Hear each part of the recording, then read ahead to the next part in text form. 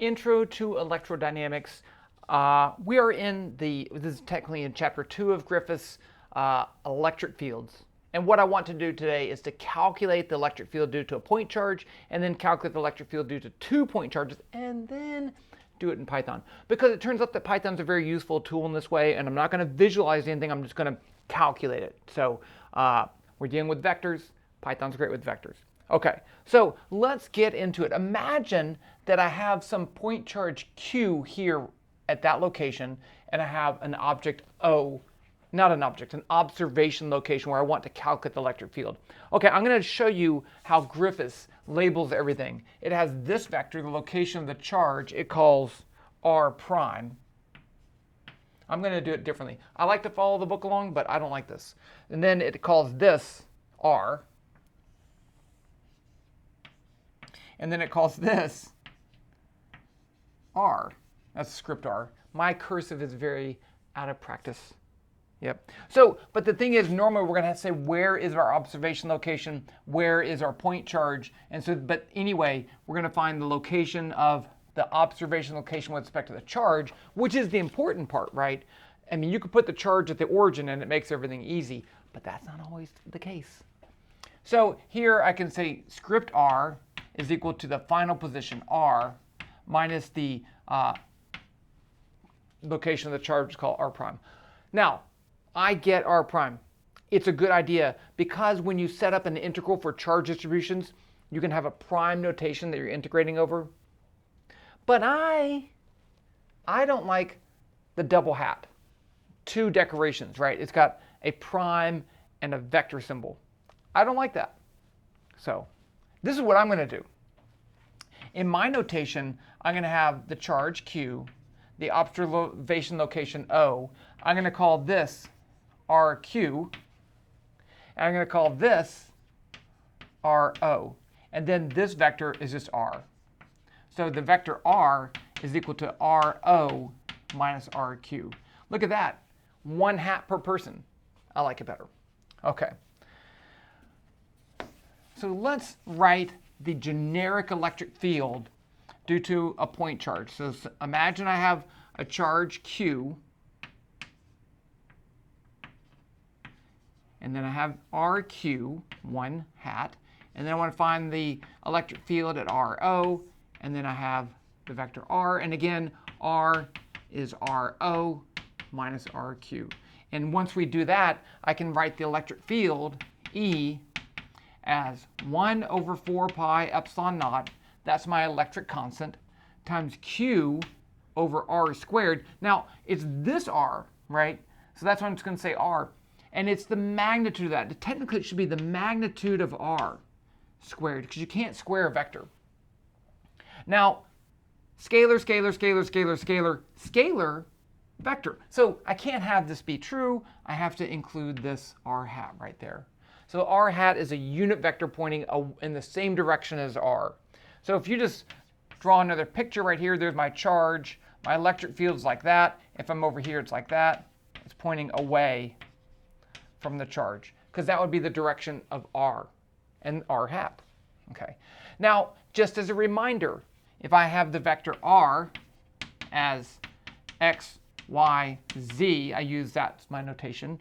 The magnitude of R is the square root of x squared plus y squared plus z squared. And this, really it's not the actual x and y values, because it's the vector from here to there. But that vector does have x, y, z components. You could call it rx squared if you wanted, ry squared. It's fine. The unit vector r hat is the vector r divided by the magnitude of the vector r. Now, this gives us an opportunity to rewrite this. So imagine I use r hat and I write it like that. I get 1 over 4 pi epsilon naught,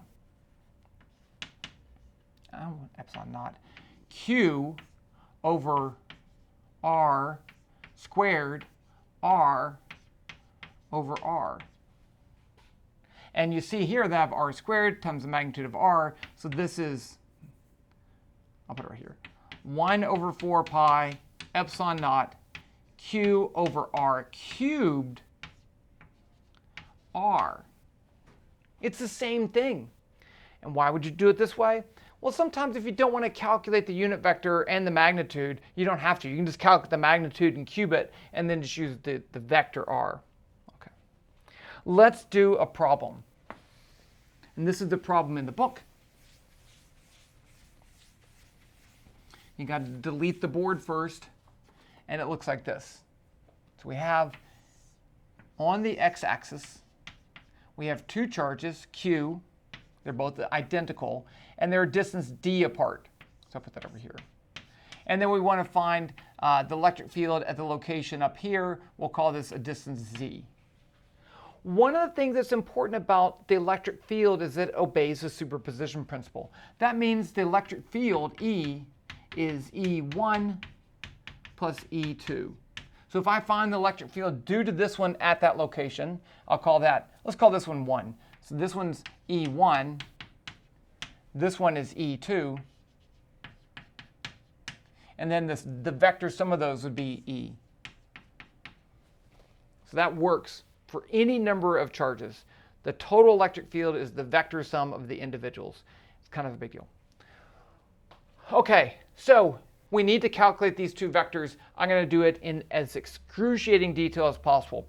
Let's start with charge 1. So the first thing I'm going to do is to say, what's my vector location of the observation? So I'm going to say RO. Did they call that the Z? I'm going to call it the Z anyway. RO is the vector 0, 0, Z. So Z is just a parameter, right? It's not really going to change anything, but I'm going to leave it as a variable so that we'll have an answer in terms of Z. Now let's call this Q1. So I'm going to call that R1. R1 is the vector from here to there. So that's this. And I can write that as negative d over 2, 0, 0. Right? Because if this is d over 2, and it's in the negative x direction. And then let's go ahead and put R2 is the vector d over 2, 0, 0. So the first thing I'm going to do is for E1, I'm going to say E1 is equal to 1 over 4 pi epsilon naught q over r cubed r. So r is equal to RO minus R1. And so RO is 0, 0, 0, z. Minus that, I get d over 2, 0, z. Now, at this point, someone may say, hey, I already know that the direction of the net electric field is in the z direction, so I don't care about the x. I care. You should care. Okay, so there's my r. Now, what else do I need? I need the magnitude of r. So the magnitude of r is going to be equal to the square root of d squared over 4, right, because I'm going to square that, plus 0 squared plus z squared. Now I can put that all in up here, and I get 1 over 4 pi epsilon naught q times the vector negative d over 2, 0, z, r1. Let's look at, that's r, I'm using this r right there, z, divided by this cubed. So if I have the square root cubed, I can write that as d squared over 4 plus z squared to the 3/2. And that's E1. Okay, so let's write that up here. E1, 1 over 4 pi epsilon naught q over d squared over 4 plus z squared to the 3/2 negative d over 2. Am I running out of room? Oh, I'm getting close. 0, z. Now let's do the same thing for point 2, the charge 2. And what I need to do over here is to calculate my new vector r.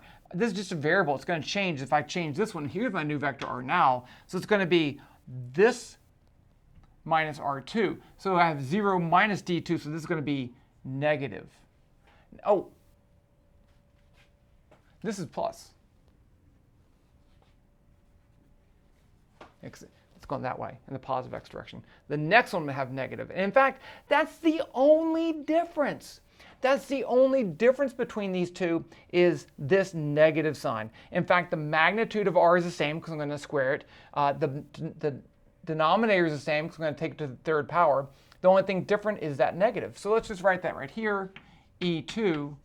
I know I said I was going to do it in excruciating detail, and I let you down. Epsilon naught q over d squared over 4 plus z squared to the 3 halves. And now I have negative d over 2, 0, z. And that's not there. Barely squeeze it in. OK, now we can write the net electric field. E is E1 plus E2. And that's going to be equal to this. So I have some scalar value times a vector, scalar times a vector, but these two scalars are the same, so I actually can factor that out front. So I have 1 over 4 pi epsilon naught q over d squared over 4 plus z squared to the 3 halves.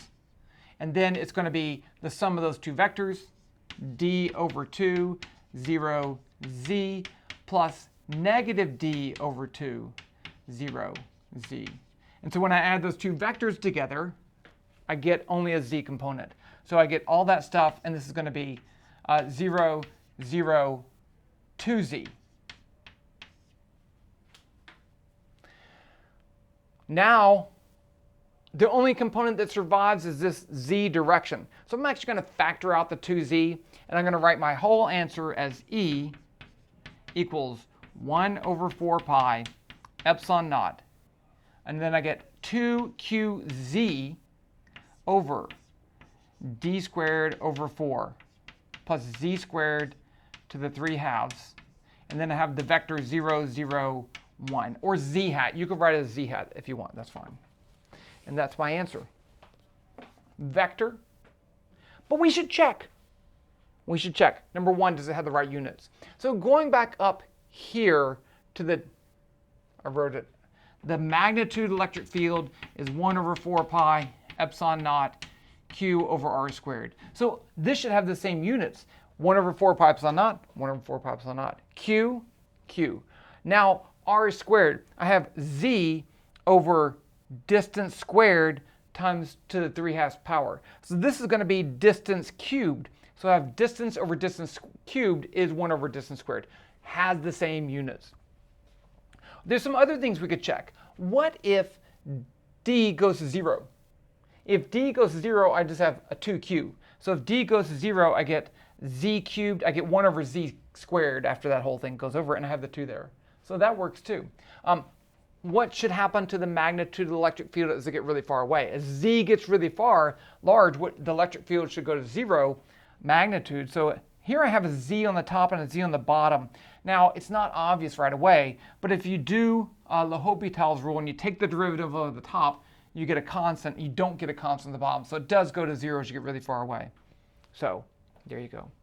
Now, I said that I was going to show you how to do this in Python. And we're going to see if we get the same thing in Python. Okay. Now, in Python, I do need some numerical values. So I'm going to have to make those up. I'll just use q of 1 and I'll use q of 1 nanocoulomb. I'm going to use 0.2 nanocoulombs, and I'll use z of 0.01, 0.03. I'm going to use that. Okay, but everything else I know. And then I can plug it into this formula and see if we get the same thing. You know, this is important because this process, even though it seems tedious, is important when we move to charge distributions, because we're going to use the same idea of virtually adding up a bunch of individual point charges to find the electric field. So it is important to do this in as excruciating detail as possible. Let's do this in Python. I'm going to show you how to do this in Python, and I'm going to show you that it's indeed awesome. Okay, so here I am in Web VPython, and it has this vectors already built in. It has the magnitude of a vector built in. It has a unit vector built in, so we're going to be golden right there. I need some values, so I'm going to say k is 9 times 10 to the 9th, right? K is my 1 over 4 pi epsilon naught. Q is going to be equal to, what did I say? Let's say 2 nanocoulombs, 2 times 10 to the negative 9th. And then Z is going to be equal to 3 0.03. I'm just picking stuff here. I don't know. Okay. So now what we, and the last thing I need is my observation location and the location of my two charges. So I'm going to say RO is the vector, 0, 0, Z. And then R1 is going to D. Let's say D is 0.01. So R1 is the vector negative D over 2, 0, 0, just like before.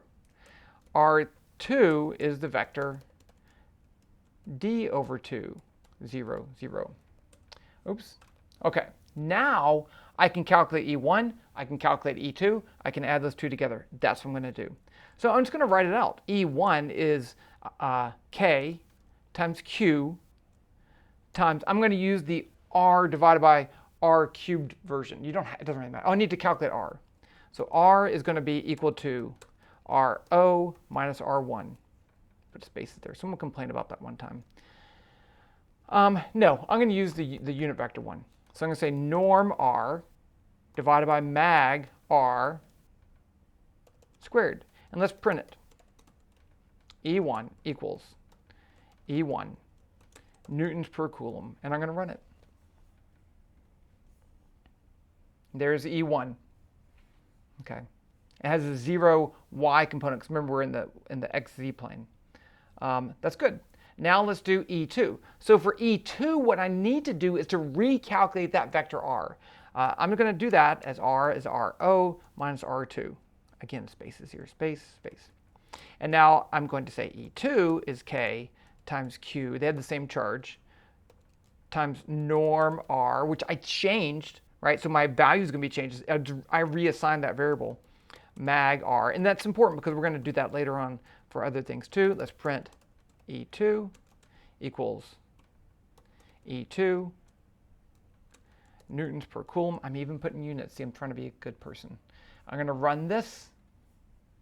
And here you see that what we said before, they're going to have equal and opposite x components, right? But other than that, it's identical, so that's good. Now to add them together, I can do that as saying E equals E1 plus E2, print E equals E, just E, newtons per coulomb.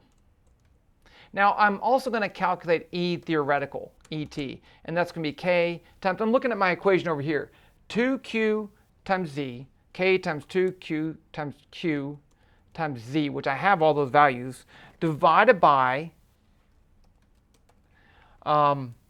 D squared over 4, so D squared divided by 4 plus Z squared, I'm going to leave it like that, raised to the 3/2 power. All that times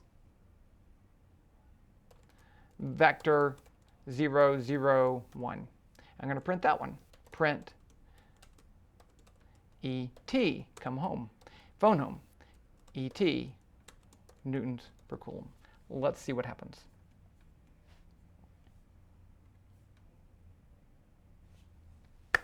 Identical.